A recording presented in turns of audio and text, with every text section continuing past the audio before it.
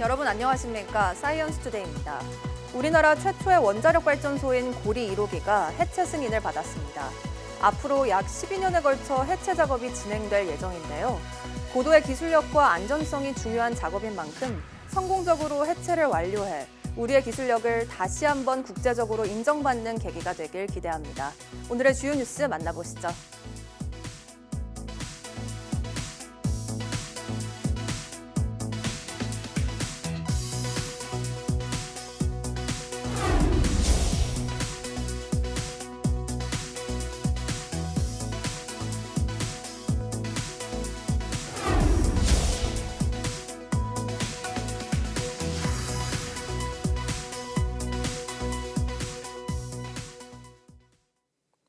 원자력안전위원회가 우리나라 1호 원전 고리 1호기의 해체를 최종 승인했습니다.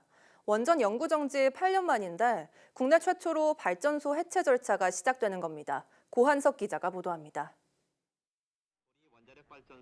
1971년 첫 삽을 뜨면서 고리 1호기는 대한민국의 원자력 시대를 열었습니다. 원자력 발전 시대의 서막을 알리는 힘찬 호동이 울려 퍼졌습니다.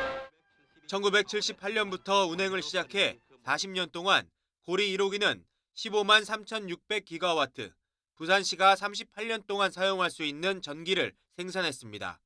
고리 1호기 스톱이 정지합니다. 셋, 둘, 하나, 정지! 고리 1호기가 영구 정지된 건 2017년. 8년 만에 원자력안전위원회가 해체 작업을 최종 승인했습니다.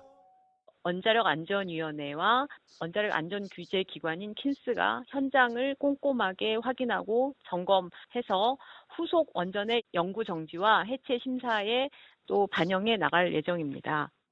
그동안 원자로 냉각 작업을 거쳤고 탈원전 논란, 정부의 인허가 지연 등 정치적 부침도 겪었습니다.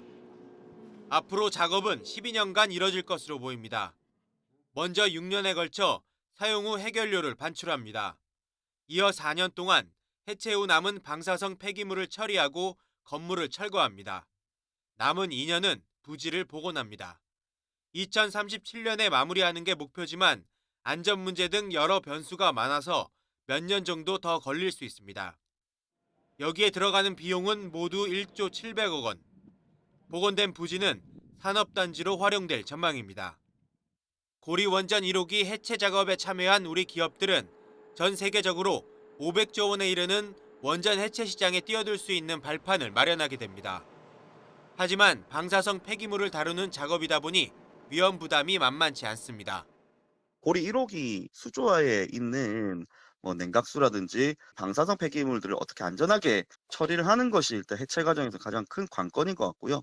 그 과정에 있어서의 이제 토양 복원이라든지 종합적으로 고려되어야 되기 때문에 이와 함께 고리 1호기와 같은 부지에 있으면서 비슷한 시기에 만들어진 고리 2345기를 어떻게 처리할지도 풀어야 할 숙제입니다. YTN 고한석입니다. 원자력안전위원회 승인으로 고리 1호기는 국내에서 원전 해체 첫 사례가 됐습니다.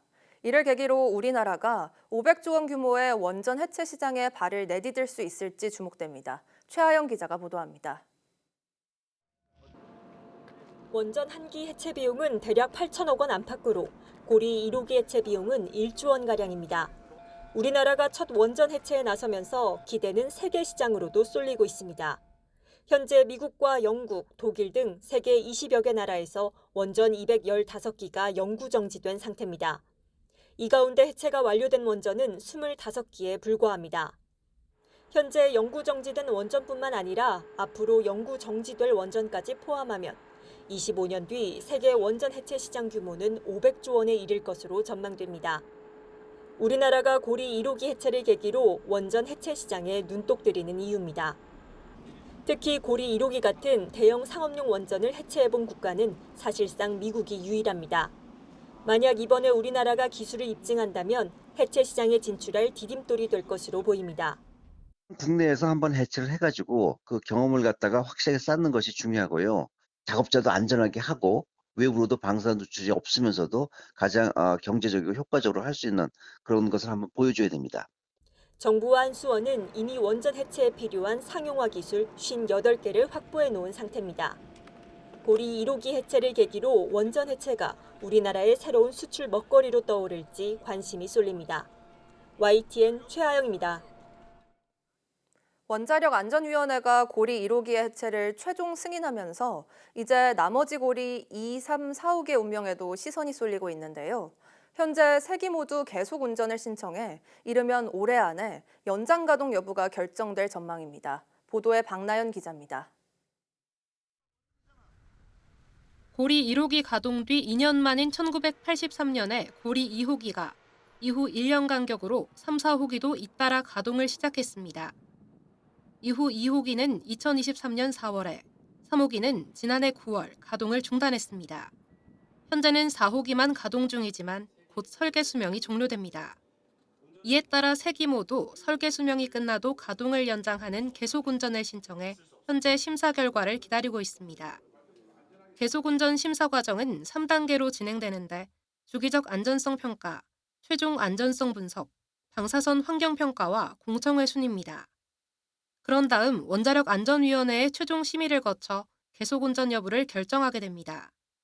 고리 2호기의 심사 결과는 이르면 상반기에, 고리 3, 4호기에 대한 심사도 연말 중으로 판가름이 날 전망입니다. 심사를 조만간 마무리를 하는데 그 부분을 원자력안전전문위원회에 보고를 거쳐서 시기를 특정할 수는 없지만 저희는 가급적이면 빨리 하려고 하는데 현재로서는 수년이 됐다 거고요. 전문가들은 신규 원전 건설에 드는 비용과 기간을 감안하고 늘어나는 에너지 수요에 대응하기 위해서도 계속운전이 필요하다는 입장입니다. 우선은 경제적인 이유고 두 번째는 CO2 배출량 이거 목표를 맞추는데 주안점이 있는 거죠. 그 계속운전을 안 하게 되면 원자력 전기를 다른 전원이 이제 대체를 해야 되기 때문에. 하지만 환경단체와 주민들을 중심으로 노후한 원전의 안전성에 대한 우려를 지적하는 목소리도 커지고 있습니다. 이 때문에 원전에 대한 안전성 평가와 함께 각계 의견 수렴, 그리고 정부의 정책적 판단 등이 종합적으로 반영돼 고리 2, 3, 4호기의 운명이 결정될 것으로 보입니다. YTN 사이언스 박나연입니다. 구글과 애플 등 글로벌 플랫폼의 사용자 로그인 정보가 대규모로 유출된 정황이 드러나면서 충격을 주고 있습니다. 국내 이용자들도 안심할 수 없는 상황인데요. 지금 당장 실천할 수 있는 보안 수칙, 권석화 기자가 전해드립니다. 유출이 확인된 구글과 애플, 페이스북과 넷플릭스 등의 로그인 정보는 파악된 것만 무려 160억 건. 플랫폼 서버가 아니라 사용자의 컴퓨터나 휴대전화를 통해 노출된 것으로 알려졌습니다. 특히 한 차례 대형 해킹이 아니라 수년에 걸쳐 악성 코드 감염과 피싱 공격이 누적된 결과로 확인돼 충격을 주고 있습니다. 우리가 일상생활에서 신분증을 촬영해서 사진을 저장을 했다라든가 주소, 휴대전화 번호 같은 것들을 메일 같은 곳에 이제 저장하고 있는 경우들도 많습니다. 사소한 개인정보라도 저를 추가로 해킹하고 제 금융계좌를 턴다든가 다른 사생활 침해를 하는 데 악용될 수 있기 때문에 전문가들은 현재 가입된 모든 온라인 플랫폼의 비밀번호를 즉시 변경하라고 조언합니다. 비밀번호는 숫자와 영문, 특수문자를 조합해 12자리 이상으로 설정하고 3개월에서 6개월 주기로 바꾸는 것이 좋습니다. 특히 사이트마다 같거나 유사한 비밀번호는 사이버 범죄자들의 쉬운 표적이 될 수 있다고 지적합니다.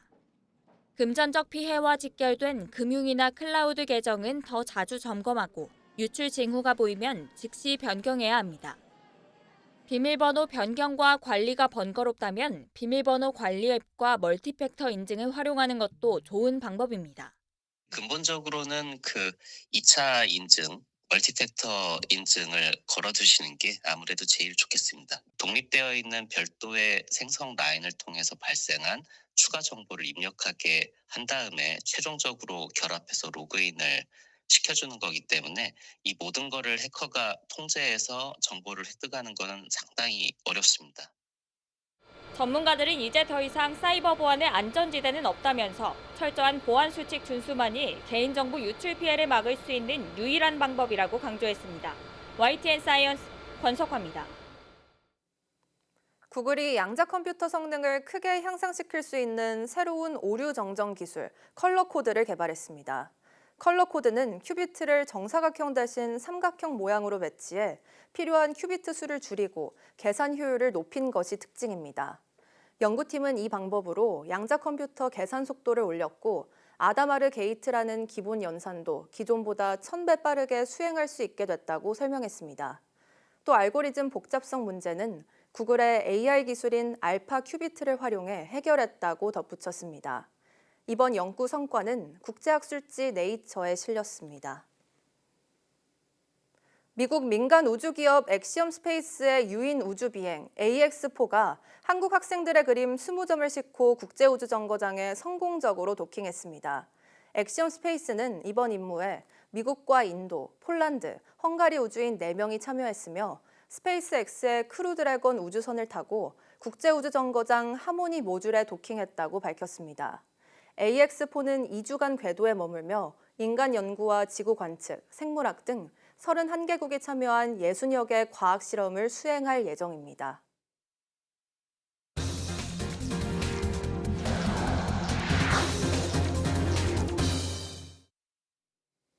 광주와 대구 등 호남과 영남 대부분 지역에 폭염주의보가 내려졌습니다.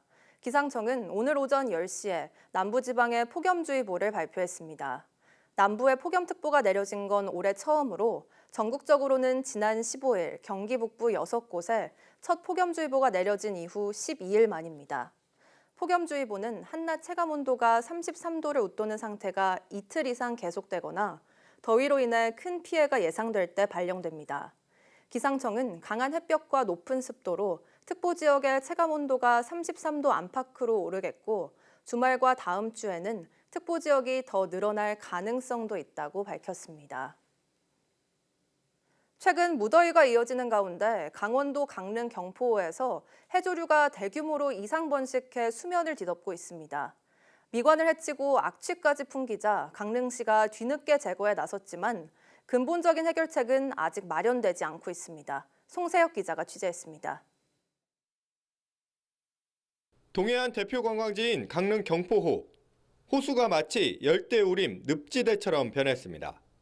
자세히 보니 초록빛 해조류가 빽빽하게 수면을 뒤덮었습니다. 대부분 파래고 염주말도 일부 섞여 있습니다. 물빛은 탁하게 흐려졌고 해조류가 썩으면서 악취도 풍깁니다.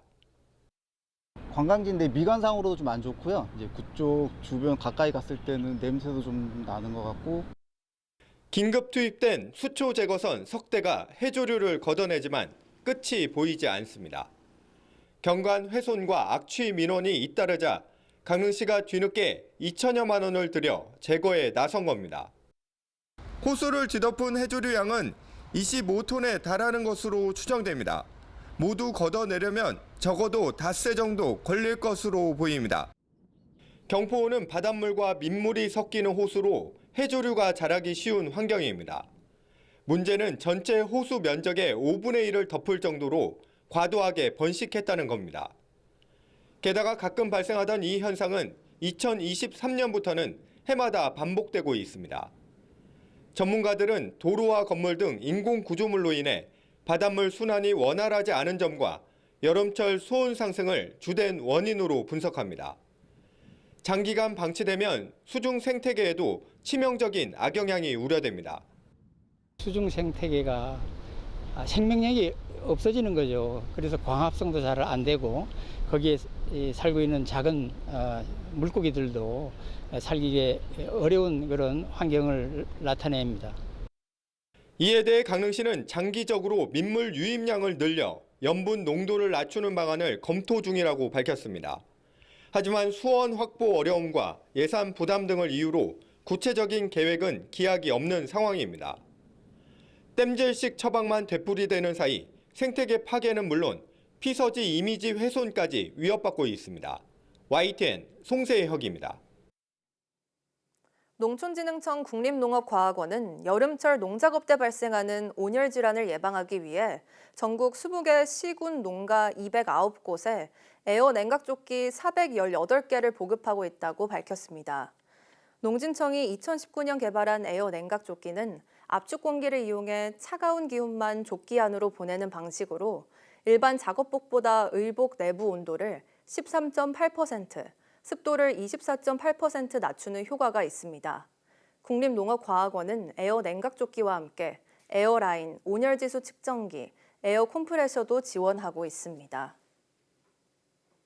그동안 외국산에 의존해왔던 온실용 필름 시장에 변화의 바람이 불고 있습니다.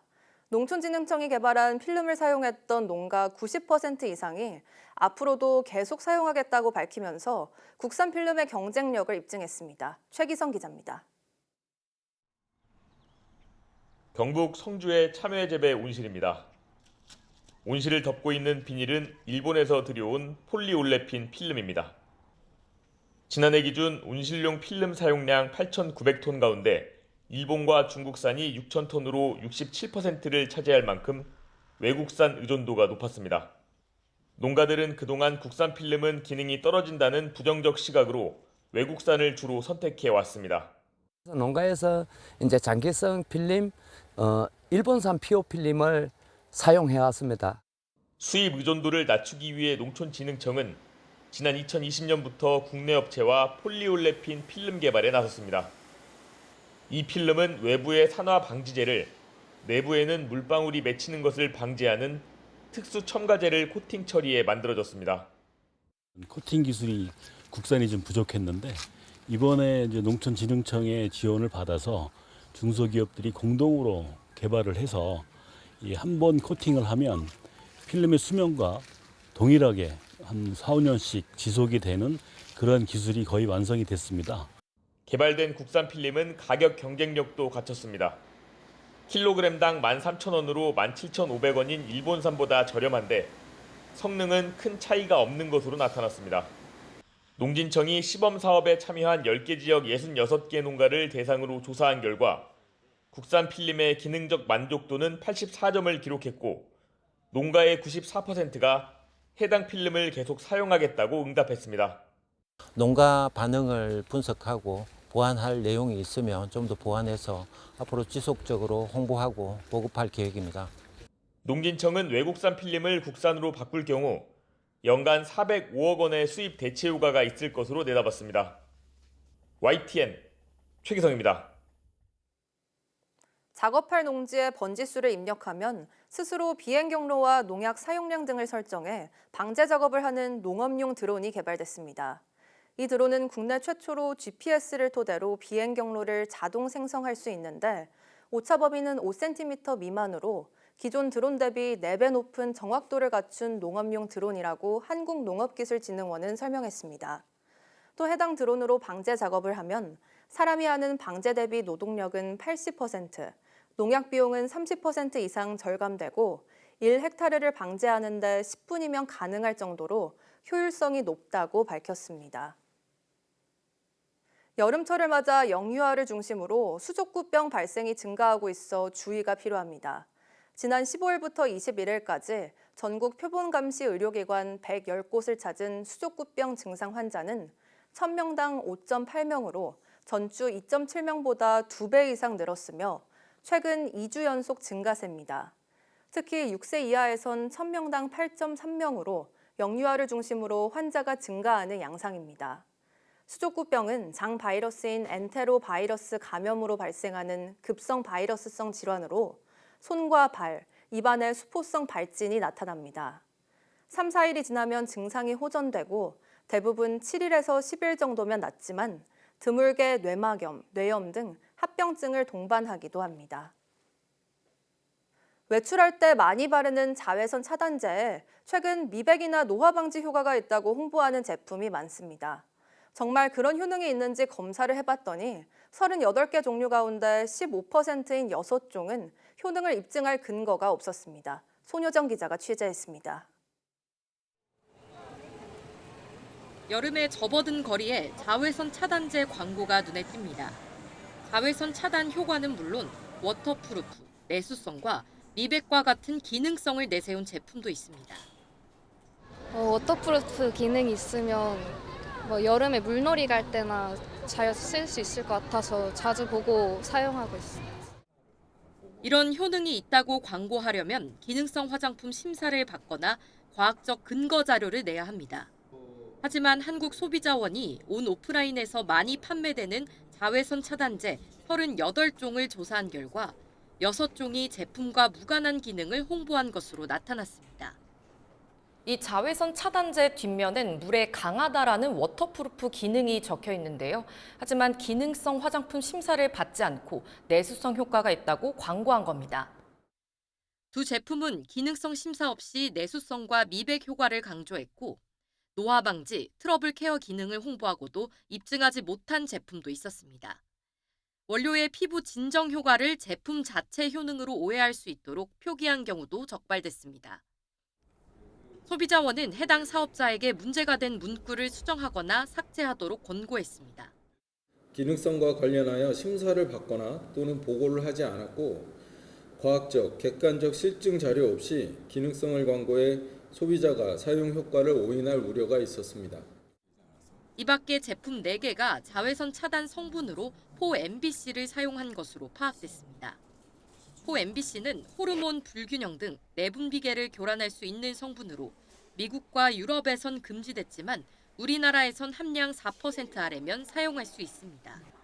해당 제품 모두 국내 기준을 만족했지만 앞으로 포-MBC를 사용하지 않기로 했고 식약처도 다시 위해성 평가를 진행하고 있습니다. 소비자원은 자외선 차단제를 사용할 때는 성분을 꼼꼼히 확인하고 객관적 근거가 없는 효과를 강조하는 광고에 주의할 것을 당부했습니다. YTN 손효정입니다. 트럼프 미국 대통령이 예고한 상호관세 유예 시한이 열흘가량 남은 가운데 백악관은 시한을 연장할 가능성이 있다고 밝혔습니다. 이미 관세 부과가 시작된 자동차 부품은 적용 대상이 늘어날 전망이어서 한국 업계에 타격이 우려됩니다. 워싱턴 권준기 특파원입니다. 지난 4월 트럼프 대통령이 57개 나라에 부과한 뒤 90일간 유예를 발표했던 상호관세. 7월 8일인 유예 시한 종료를 앞두고 연장될 가능성은 없는지 질문이 백악관 브리핑에서 나왔습니다. There's no plans to extend that July 8th and July 9th deadline. I mean, So it could be extended, but that's a decision for the president to make. 미국 언론들은 이미 유예 시한 연장을 점쳐왔습니다. 영국 외에는 협상 타결국이 없고 나머지 나라들과는 좀처럼 이견을 좁히지 못하고 있기 때문입니다. The deadline is not critical. The president can simply provide these countries with a deal if they refuse to make us one by the deadline, and that. 이번 주에는 이재명 정부 들어 첫 고위급 방미가 이루어져 미국과 관세 협상이 재개됐지만 협상 종료 시점을 예측하긴 쉽지 않습니다. 우리가 패키지라고 하면 되지 구태 줄라이건 오거스트건 이렇게 시점을 붙여서 하기보다는 그냥 패키지로 하는 게 낫겠다. 상호관세와 별개로 지난 5월부터 자동차와 부품에 부과되고 있는 품목별 관세는 적용 대상이 늘어날 전망입니다. 관세를 부과할 자동차 부품을 확대하기 위해 다음 달 1일부터 미국 업계 의견을 접수하기로 한 겁니다. 지금도 관세 부담을 온몸으로 떠안고 있는 국내 자동차 부품 업계는 관세 적용 대상이 늘어나면 피해가 더 커질 전망입니다. 워싱턴에서 YTN 권중입니다. 국내 자영업자 10명 가운데 6명은 경영 상황이 지난해보다 악화됐고 내년 최저임금을 동결하거나 내려야 한다고 생각하는 것으로 나타났습니다. 한국경제인협회가 자영업자 500명을 조사한 결과 응답자의 63.4%는 올해 경영 상황이 작년보다 나빠졌다고 답했고 비슷하다는 29.8%, 개선됐다는 6.8%에 그친 것으로 집계됐습니다. 현재 최저임금 수준에 대해서는 부담이 크다는 응답이 50%, 보통이라는 응답이 30.6%로 전체 응답자의 59.2%는 내년 최저임금이 동결되거나 인하돼야 한다고 생각하는 것으로 조사됐습니다. 또 월평균 소득이 최저임금 수준에도 못 미친다는 응답자가 30.4%로 다수를 차지했고 250만 원 이상 300만 원 미만이 20.4%로 뒤를 이었습니다.